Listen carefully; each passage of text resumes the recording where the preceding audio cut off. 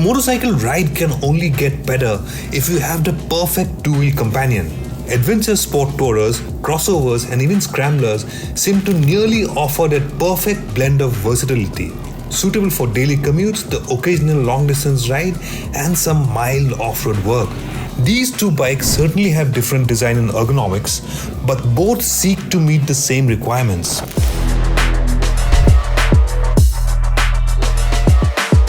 The Suzuki V-Strom SX is an adventure touring motorcycle from Suzuki based on the Gixxer 250. Yes, it's got the same engine, same chassis, but dressed in adventure clothing, upright ergonomics, a bigger 19-inch front wheel. So it's a Gixxer 250 on stilts, so to say. The Scram, on the other hand, takes a different approach. It's a more shrunken version of the Himalayan, smaller 19-inch wheel compared to the Himalayan's 21-inch wheel. So it's a more accessible, friendly version of the Himalayan, so to say. Now, it also promises a lot of off-road capability. Both bikes may look different, but there's a lot of similar pricing, more or less in the same ballpark. Similar performance. Of course, the Himalayan Scram has got a slightly bigger engine, but output more or less similar. So if you're in the market for an adventure touring motorcycle, which one of these should you consider?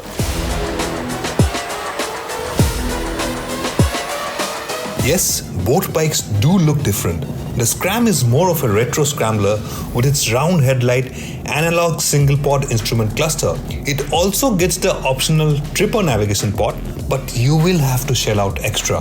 The Scram 411 runs on wire-spoked wheels with 190mm suspension travel up front, good enough for more than mild off-road use.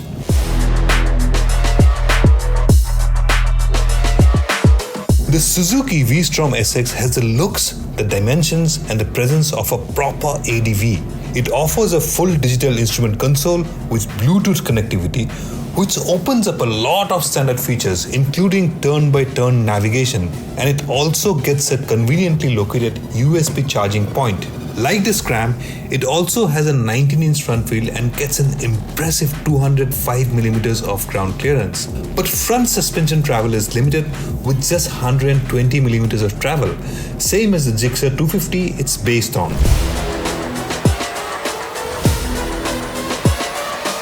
On the move, the V-Strom SX immediately comes across as a friendlier, perkier bike of the two.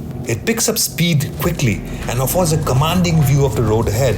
The suspension, tuned for sharp dynamics, feels a tad stiff, but picking up speed, it can still sail over broken patches and small undulations comfortably.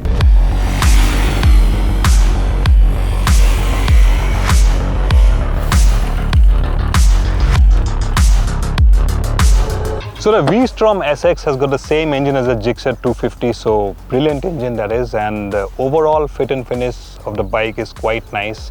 And it's a free revving engine, so you need to work the gears, but you can go quite long distances at high speeds. So quite a stable, sorted bike this one, and handling wise also it's quite stable and planted.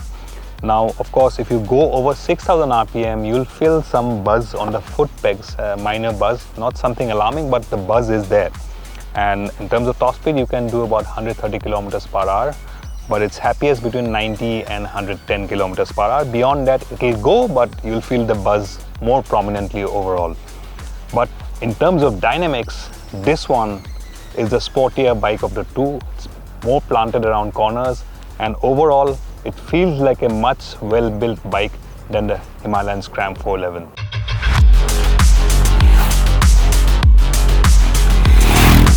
The Scram 411 is a simple, no-nonsense bike. It can do the everyday commute, and the smaller 19-inch front wheel makes it easy to maneuver. For the occasional long-distance haul as well, the Scram 411 offers a comfortable option. The engine is quite smooth and it doesn't require frequent gear shifts, which makes riding the Scram a relaxed affair. But the clutch lever action is slightly hard and it's not happy sitting at higher revs. That somewhat takes away the finesse and refinement expected from the Scram.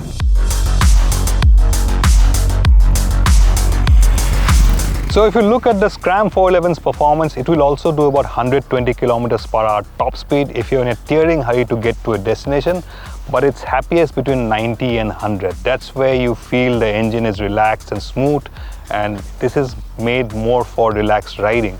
but of course it's got the bigger engine between the two and it's got more torque as well. So you don't need to change gears, downshift too much.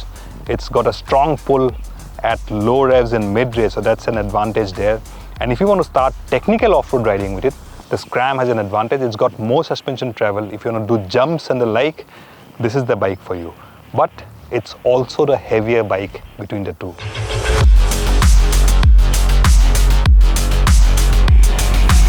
On the dynamics front, the Scram 411 is satisfactory, but the brakes could have been definitely better.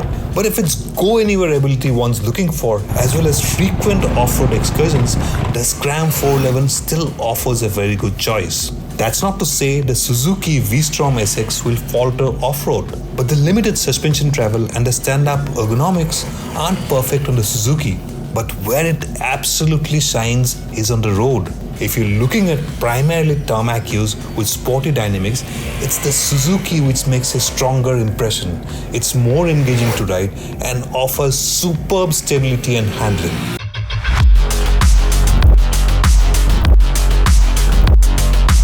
So choosing a winner between these two, there is no clear, simple, straightforward answer. If you like the way the Royal Enfield Himalayan engine behaves, and if you want to do some off-road riding, the Scram 411 is more for you. But if you want a more refined, more modern machine, then it's the Suzuki V-Strom, which has got better dynamics, better build quality. It looks like a proper mid-size adventure bike. So if all those things matter to you, then it's the Suzuki V-Strom, which should be your pick. But you have to keep in mind a few things. The V-Strom's got a tall seat height, so you have to keep in mind how comfortable you are with straddling a taller bike. Of course, it comes with a lower seat height, but still taller than the Scram 411. But the Scram is a good 18 kgs heavier as well. On the flip side, the V-Strom SX is about 8 to 10,000 rupees more expensive. And if you look at rivals, you can look at the KTM 250 Adventure, which is even more expensive, and the ESG Scrambler, which is more or less similar pricing to the Scram 411.